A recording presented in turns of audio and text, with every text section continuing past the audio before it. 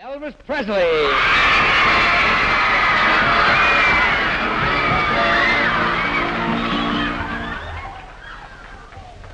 Well, it's the one for the money, two for the show, three to get ready now. Music is ingrained into the American culture. It plays a big part in defining, for better or for worse, us as a people.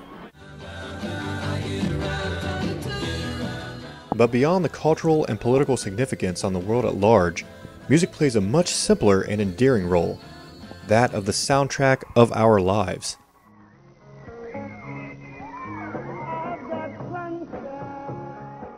Music takes us back to places in our past and creates an indelible link to those memories. Certain songs will always take you back in time.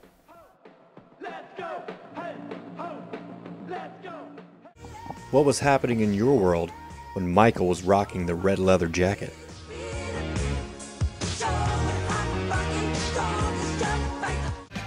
Did you have that teen spirit and get caught up in the grunge scene?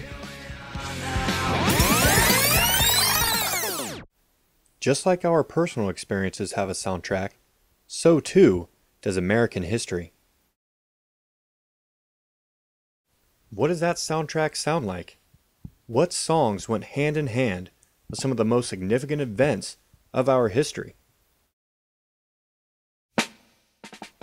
Join us on our trip through history as we view it through the music of the time period in this episode of the American Soundtrack.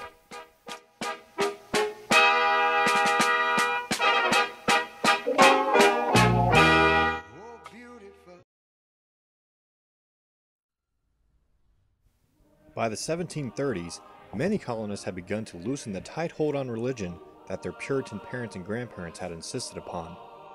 A great spiritual revival came in the form of the Great Awakening. Itinerant preachers like Jonathan Edwards and George Whitefield preached sermons meant to stir the soul. And the music of individuals like Isaac Watts brought a new and personal approach to the traditional worship music.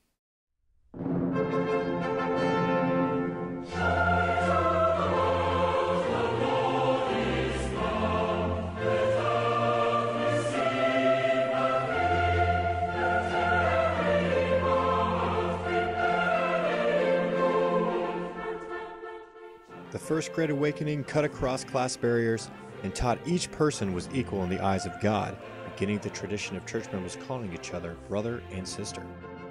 Also to come out of the Great Awakening were some of our finest higher education institutions, such as Princeton, Dartmouth, and Brown University.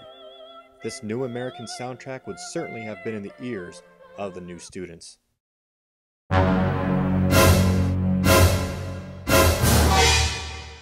Let tyrants shake their iron rods. The song heard now is called Chester by William Billings.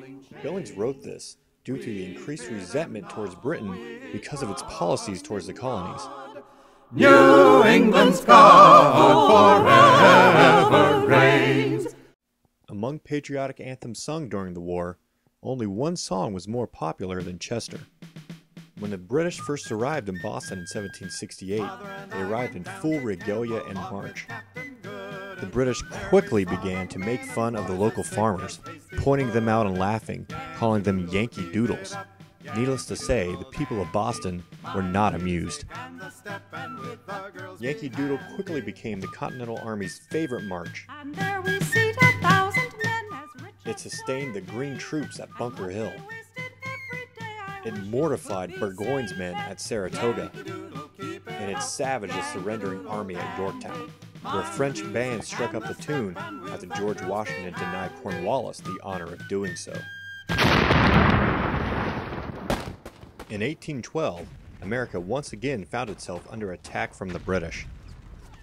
They occupied the city of Washington, and then turned their sights on Baltimore. It was during this attack that Baltimore lawyer Francis Scott Key watched as a prisoner on board a British prison ship, as the full force of the British Navy rained down upon Fort McHenry. In the morning, to his great joy and surprise, Keyes saw that the Americans still held Fort McHenry, and the inspiration was captured to pen the words that would become our national anthem.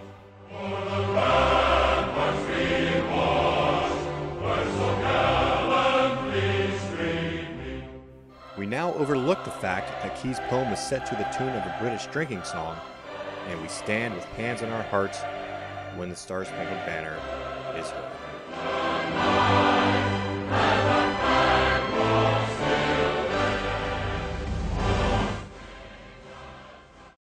Daniel Boone, a born hunter-trapper with an itching foot, he needed plenty of elbow room, and it was getting crowded. Why, he complained that on a clear day he could see the chimney smoke of his nearest neighbor some 6 miles away. So with his famous rifle, Boone headed west, and thousands of Americans would follow his lead. In order to open the country west of the Appalachian Mountains to settlers and to offer a cheap and safe way to carry produce to a market, the construction of the Erie Canal began in 1808 and was completed in 1825, linking the waters of Lake Erie in the west to the Hudson River in the east. Although not written until 1905, the song 15 Miles on the Erie Canal memorializes the years from 1825 to 1880, when mule barges made boom towns out of Utica, Rome, Lockport, Syracuse, and Buffalo, and transformed New York into the Empire State. Low bridge, everybody down. Low bridge, for we're coming to a town, and you always know. The 1840s through the beginning of the Civil War became known as the Great Time of Western Expansion in the United States. John O'Sullivan coined the term manifest destiny, meaning that it was the United States' destiny to expand its borders from sea to shining sea. There was a great movement of people at this time to the land along the Pacific Ocean and all that lay in between. Oregon fever hit hard. Thousands of settlers took through the Oregon Trail with the promise of finding paradise and land enough for all. The trail wasn't easy, and the song Sweet Betsy from the Pike gives just a glimpse into the many difficulties travelers had to face on the trail. A big yellow dog, a tall Shanghai rooster, and one spotted hog singing to rely. While making decisions such as whether to pay for a ferry to cross a river or caulk the wagon and float across, in dealing with issues like hunting for your own food or contracting a horrible disease, songs on the trail were a welcome distraction. The California Gold Rush of 1849 lured many Americans across the West. Most searches ended in failure. However, those who gave up searching for gold settled in the West and helped build communities that still thrive today.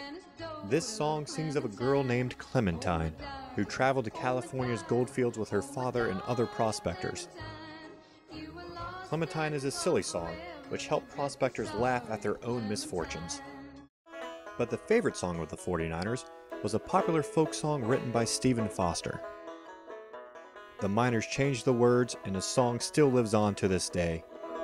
I come from Alabama with my banjo on my knee. I'm going to Louisiana, my true love for to see. It rained all night the day I left, the weather it was dry. The sun so hot I froze to death. Susanna, don't you cry. Oh, Susanna, don't you cry for me. I come from Alabama with my banjo on my knee.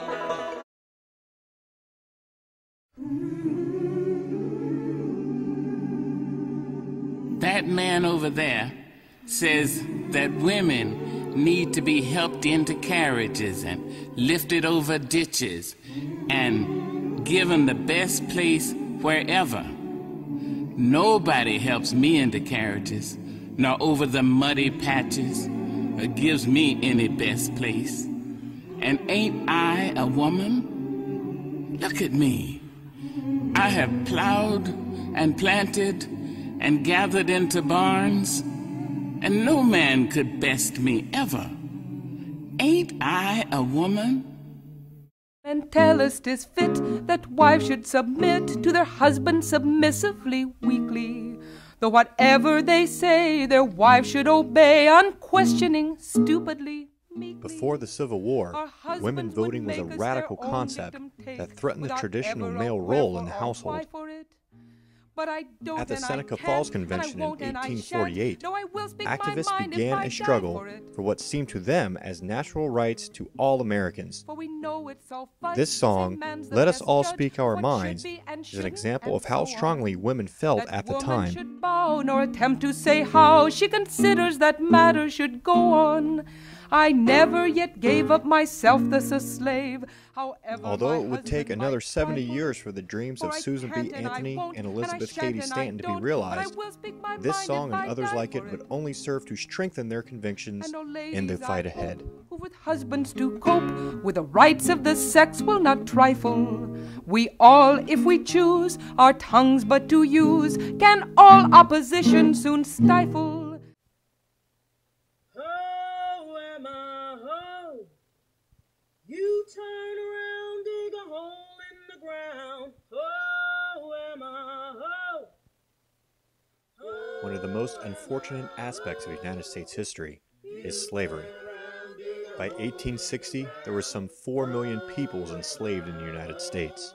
Many slaves sang songs to pass the time, but what many white owners didn't know is that these songs contained hidden messages. The seemingly innocent spirituals, as the slave songs came to be known, were more than simple hymns of endurance and a belief in a better afterlife. As sung by slaves, the spirituals allowed the slaves to communicate secret messages and information to each other about the Underground Railroad. Wade in the water. The spirituals and their lyrics were part of a sophisticated system that involved no incriminating evidence for plantation owners or overseers to find.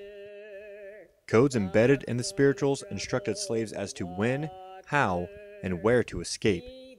They also included warning signals, such as the message of "wade in the water," informing slaves to travel along the riverbank so the dogs giving chase would be thrown off their scent. Perhaps no song is more closely associated with the Underground Railroad than "Follow the Drinking Gourd." Follow the drinking gourd. Follow the drinking gourd. To follow the North Star was the message embedded in this spiritual.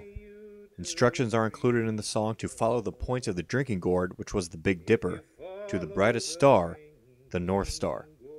This song is filled with instructions which, if followed, would lead a slave to freedom in the North. And the first quail call. Follow the drinking gourd.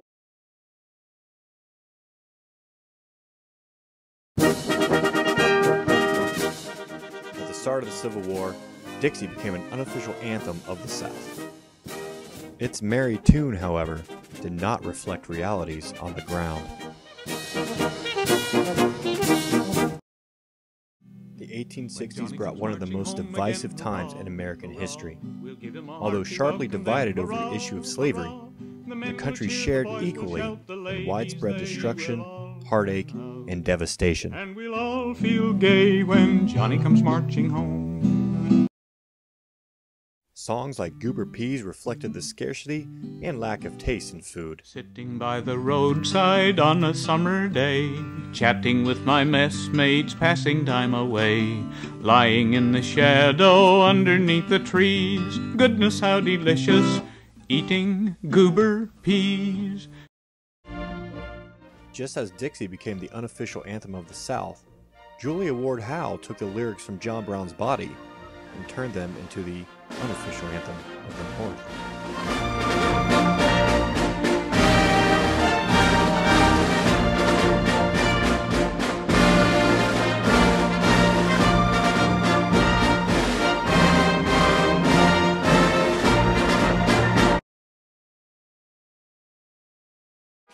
The soundtrack of early America was certainly diverse, and many songs still hold special places in our hearts to this very day. Please continue your journey through history with us on the next episode of The American Soundtrack. In liberating strife,